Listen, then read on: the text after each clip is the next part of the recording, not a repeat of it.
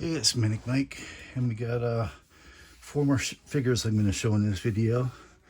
Three of the greatest intercontinental champions of all time, and the Iron Sheik. I grabbed these all because they were just next to each other on my wall. So let me zoom in a little bit. Oop, wrong way. So we get a closer look at these characters here. And I guess we'll start with, I'm sorry here, moving the phone a little bit. We're starting with the Iron Sheik. His face, actually I think they caught pretty well. His eyes look a little bit off, but overall, pretty cool. The only thing I don't like on these figures, this series, is how this comes in here. It's like the figure's kind of a little more less visible than some of the other ones, as you'll see with Honky Tonk here. And perfect. It looks like Rick Rude has the same style box. So this series of, actually these are series 21 and 25, so both of these for some reason have like this, this makes the figure a little harder to see. Again, you got four hands. Why? I don't know.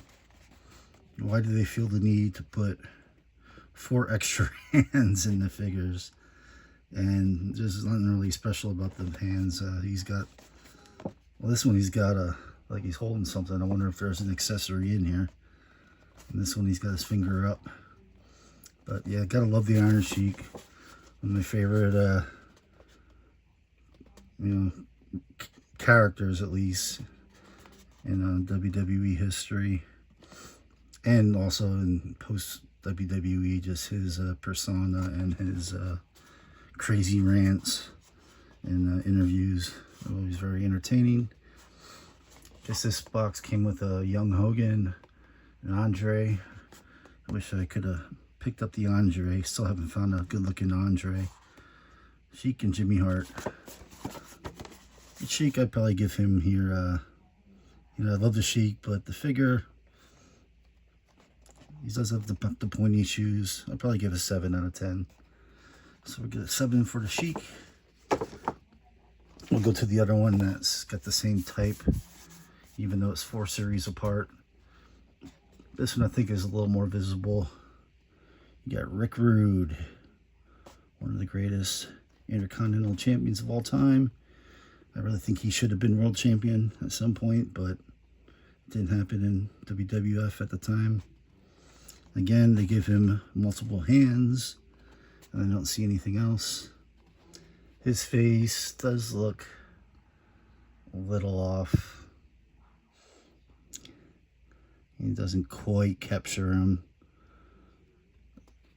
Kind of, I think, maybe the same way as the Sheik. What did I give the Sheik? Did I give him a 6? I think I would give him the 6 too. But the bonus is I really love it when they include the belts. And this one, they included the belts. His tights, I wish it would have done more like the airbrushed look that he used so often.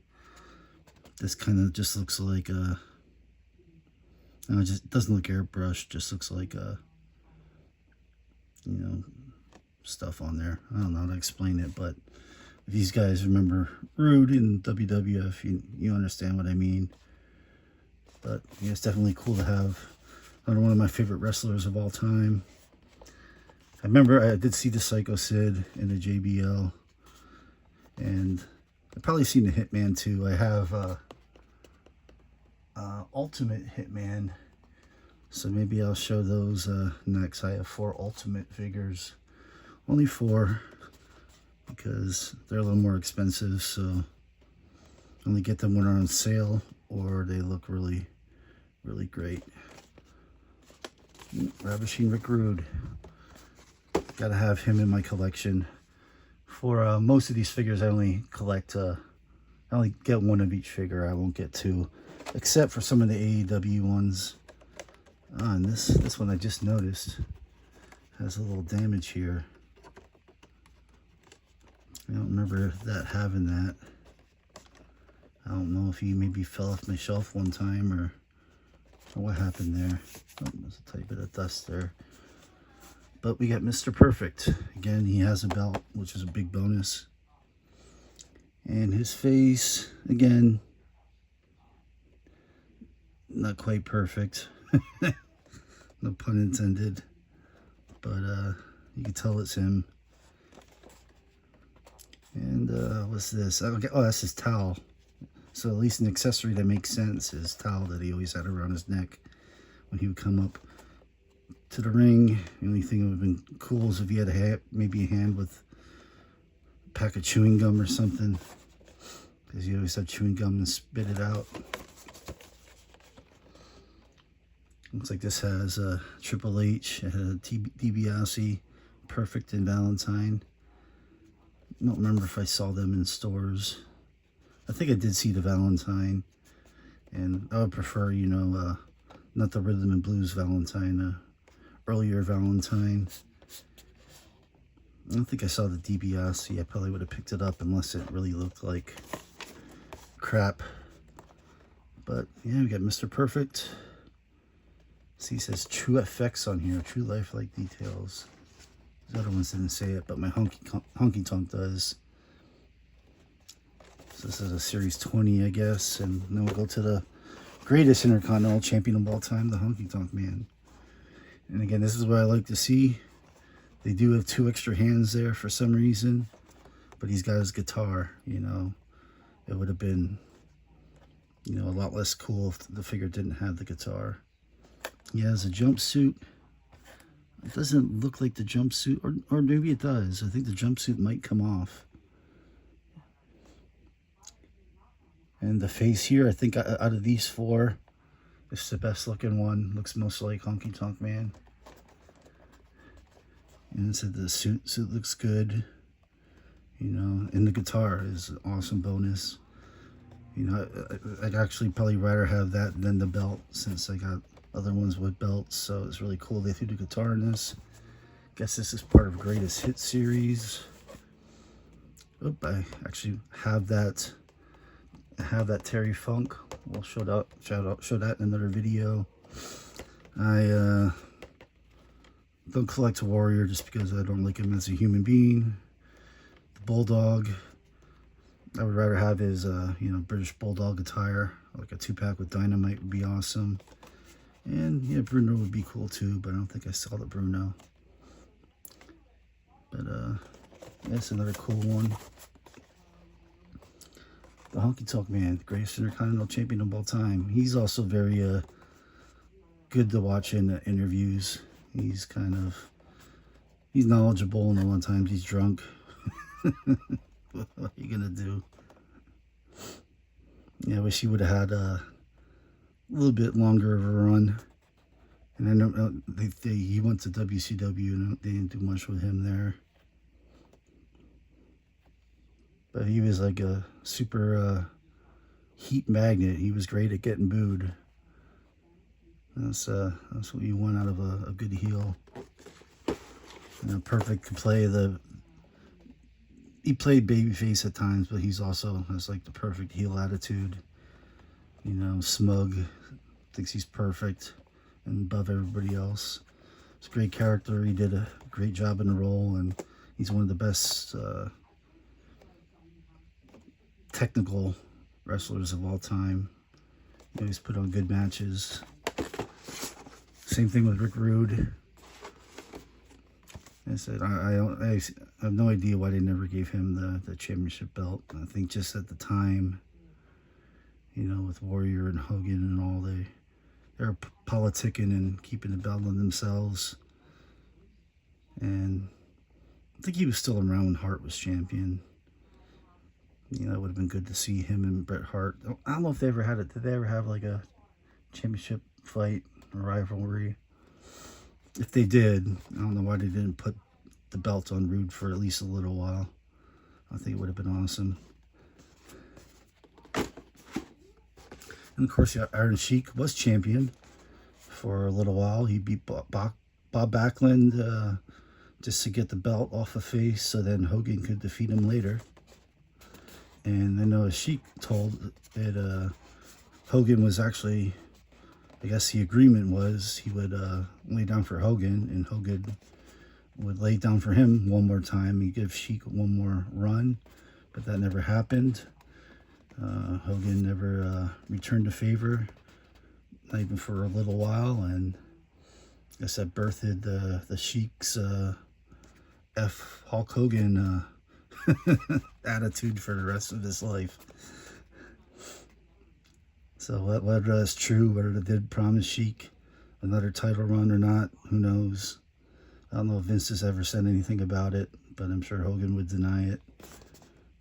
He's gone. He just died a couple days ago. So, but Sheiky, yeah.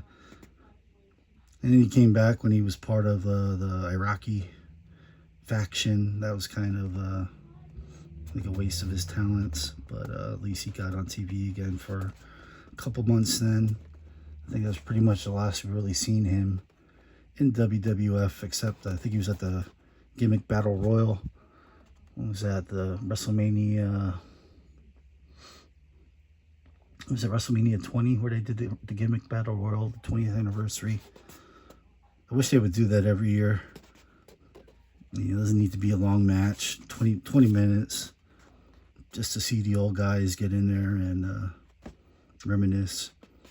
I think that would be, especially not at WrestleMania's 2 nights. I don't know why they can't do like a Legends Battle Royal every year, especially with how many wrestlers they have under Legends contracts. You know, Battle Royal, you don't really gotta push your body too hard. You kind of just go in there just to get the pop, the recognition, just move around a little bit and go over the ropes. That's something I think that should be definitely a yearly thing. Just a 20-man, that's fine. A 20-man Legend Battle Royal. They got more than enough legends to fill those slots each year. So I wish I'd bring it back. If anybody watching this has any position of power in WWE, push for it. I doubt it, but I don't know, maybe we could start a petition. That's something I would definitely love to see, though. I think he won that Battle Royal, didn't he? Pretty sure he did. But yep, those are 4 more cool looking figures. My collection, yeah, I don't have too many more. Let me count. 1, 2, 3, 4, 5, 6, 7, 8, 9. 9 more kind of like Elite Series WWEs. And I got, maybe I'll quick make a video with my 4 Ultimates now. And then the rest are AEW. I got a ton of AEW. Big fan of AEW over the WWE product. You know, I thought WWE product was stale for years, and AEW kind of came in and kind of brought wrestling back to wrestling. You know, I like some of the WWE stuff. I'll probably watch, actually, SummerSlam's tonight and tomorrow. I'll probably watch that. But that's really all I watch for WWE, are kind of like the big 4 pay-per-views.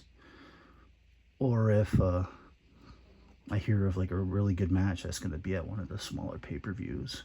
Probably Money in the Bank, I think I usually watch too. Kind of like the ones that, you know, kind of more mean something. You know, since I have Peacock and Netflix, you know, I don't gotta pay for them. That's the only thing I wish AEW would do. They got that deal with HBO Max. I wish they would start putting pay-per-views on there, but they haven't yet. But it's all good. I don't mind paying and supporting AEW. But anyways, we're not talking about AEW yet. We got a ton of figures to show off for that. I'm talking about old school WWF. And it does kind of stink that you don't get the WWF logo on these. I still don't understand how they lost that. You know, it's 2 completely different companies. You know, I can see like the website, you know, giving World Wildlife Fund the website, and then making like WWF's like WWF Wrestling or WWF Entertainment.com, you know. Besides like the website, I don't think anybody confused the World Wildlife Fund with World Wrestling Federation. There's zero confusion there. They both were simultaneous for many, many years. You know, the website domain can be the only thing I could think that they could have had a dispute about, and that could have easily been, I think, negotiated in a way where they didn't have to lose the WWF name and logo. But I guess it fits the way Vince turned it into more entertainment than our wrestling federation. So I guess in Vince's mind, you know, they didn't mind it. But I still usually, even referring to it now, still call it WWF, just because that's what it was to me for the first 20 years of my life, maybe slightly more. I forget which year it actually changed, sometime in the early 2000s. But yeah, cool figures here. And I think I'm gonna quick do a video with my Ultimates, and that'll probably be it for today. Oop, actually I lied. I have 2 more WWE figures. I think I'll throw them in with the Ultimates because they're kind of both different. Alright, but that's it for these. Please comment what you think. Maybe one last look at each one. Mr. Perfect. Ravishing Rick Rude. The Honky Tonk Man. And the Iron Sheik. Let me know how you think these figures look. You think they look, they represent the wrestler as well? Please like this if you like this video, and subscribe if you want to see more. Alright, see you later. Peace.